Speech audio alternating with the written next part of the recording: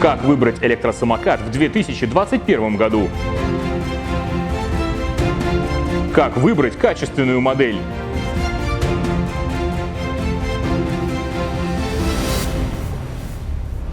Что такое надежный электросамокат и сколько он стоит? Топ-5 бюджетных электросамокатов в соотношении цены, качества и технических характеристик.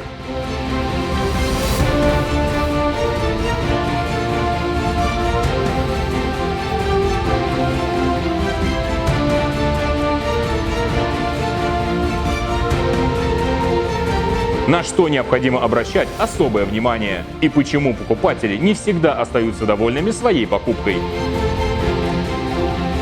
Ответы на эти вопросы и многое другое прямо сейчас.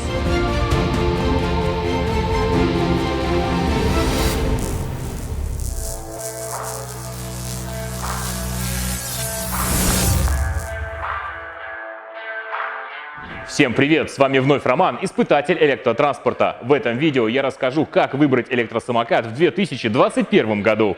Как выбрать действительно надежный электросамокат и на что обращать особое внимание. Покажу бюджетные модели в соотношении цены, качества и технических характеристик. Погнали! Как только вы задались вопросом, как выбрать электросамокат, первое, что нужно сделать, это идти в магазин электротранспорта.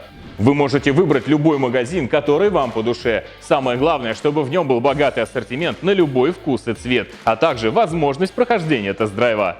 Для этого видео я выбрал магазин Гироскутер Шоп. Не только потому, что здесь есть все вышеперечисленное, но и потому, что магазин находится всего в 10 минутах пешком от моего дома в центре Москвы. Кому интересны детали, контакты будут указаны в описании к этому видео. Почему еще важно видеть электросамокат вживую?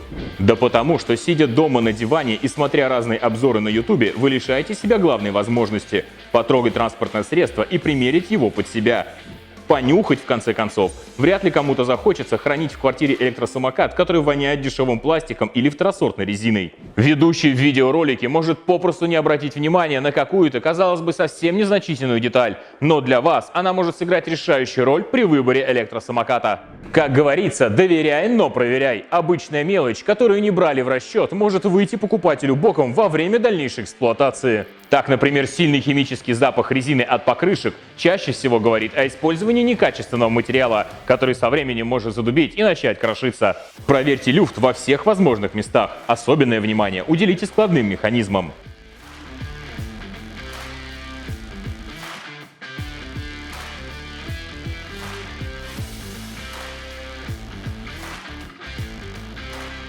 Здесь, правда, нужно учитывать и заводские допуски. Все-таки рычаг любого руля электросамоката довольно большой, а у моделей с хорошими амортизаторами ход рулевой колонки в любом случае будет довольно приличный.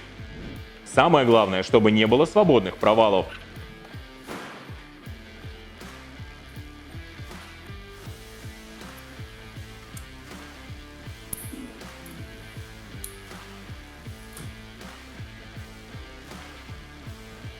Любое движение должно происходить натяг и не нарушать ощущение целостности всей конструкции.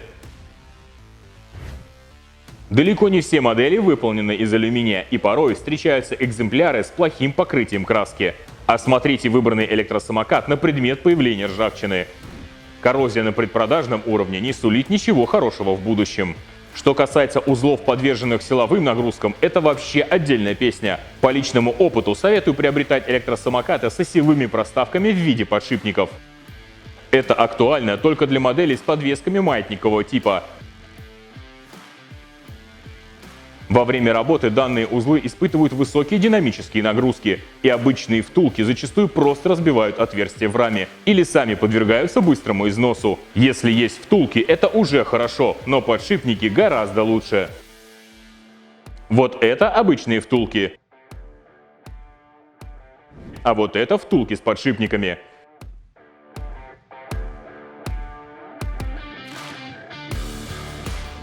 Далее перейдем к колесам.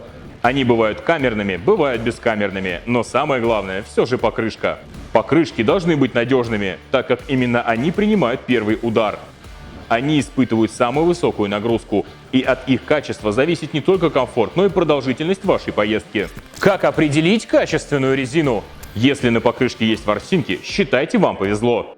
Достаточно просто потянуть за этот так называемый усик. И если он не оторвался, если имеет хорошую эластичность и вязкость, то качество резины имеет достойный уровень и высокую износостойкость.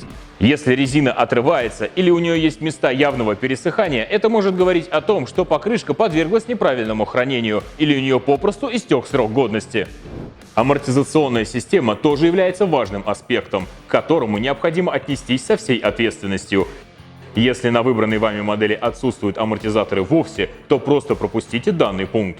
Пружинные амортизаторы бывают как с возможностью регулировки жесткости, так и без таковой. Правильно выбранные и настроенные амортизаторы не имеют так называемого пробития или отстрела. Пробитие – это касание в нижней точке во время нагрузки. Отстрел – это явное ощущение удара при освобождении пружины. И пробитие, и отстрел не сулят ничего хорошего, однако такое поведение амортизаторов не всегда является плохим показателем. Возможно, просто конкретно в вашем случае стоит присмотреться к моделям с большей грузоподъемностью. Следующий параметр качества и надежности – это, конечно, внутренности, но вскрывать электросамокат перед покупкой в магазине вам вряд ли позволят. Однако никто не помешает вам зайти на тот же YouTube и посмотреть технический разбор выбранной модели.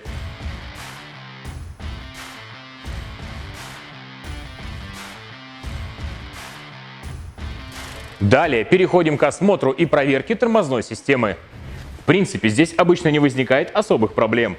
Но если вы не хотите в будущем заниматься подгонкой и самостоятельной регулировкой тормозных колодок, то сразу обратите внимание на данный нюанс.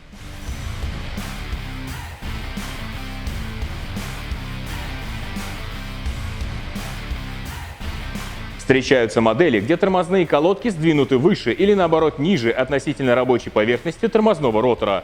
Они должны быть настроены заподлицо внешней стороны. Максимально допускается 1, ну максимум 2 мм, хотя в идеале, чтобы все сразу было установлено правильно.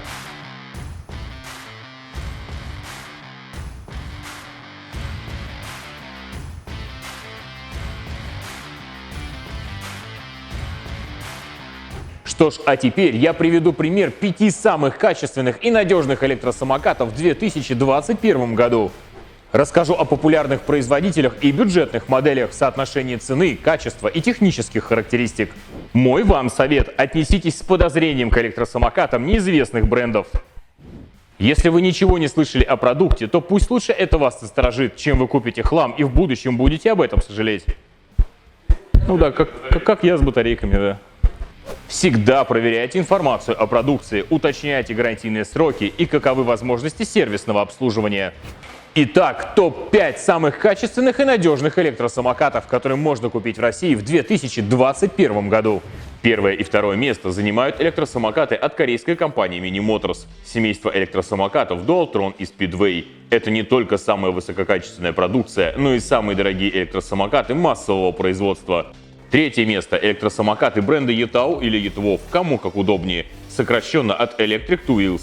Данные модели румынского бренда на сегодняшний день хоть и собираются в Китае, но обладают высокой прочностью. Однако Yutau не пользуется высоким спросом у российских покупателей ввиду высокой цены, по которой можно купить электросамокат с более интересными техническими характеристиками, при этом жертвуя надежностью. Четвертое и пятое место – электросамокаты Xiaomi и Ninebot by Segway принадлежат компании Xiaomi. Данные электросамокаты копируют все, кому не лень. Именно ввиду высокого качества и надежности их модели на сегодняшний день выбирает большинство шеринговых компаний для проката в России. Далее пятого места уже практически невозможно выявить конкретных лидеров рынка, так как качество каждой модели определяется обновлением версий и удобством модернизации руками самих покупателей. Но список достойных конкурентов все-таки довольно внушительный, его вы сейчас видите на экране. Что ж, а теперь, как и обещал ранее, расскажу о топовых бюджетных вариантах в соотношении цены, качества и технических характеристик. Их я расставил по увеличению цены, и стоимость здесь отражается на преимуществах самих моделей, начиная с комфорта поездки и заканчивая насыщенностью функционала. Пятое место – Kuga S1 – 17 900 рублей. Четвертое место – Kuga S3 от завода Geelong – 17 900 рублей. Третье место – Halton Tony – 23 890 рублей. Второе место – Xiaomi Midge M365 – 25 999 рублей. И первое место Kuga X1, самый дорогой из бюджетных вариантов на рынке России, 34 900 рублей.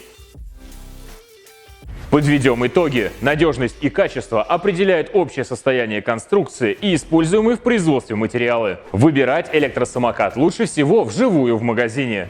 Хорошая модель не имеет люфтов, кривых стыков и зазоров в прилегающих элементах. Качественный электросамокат не должен вонять.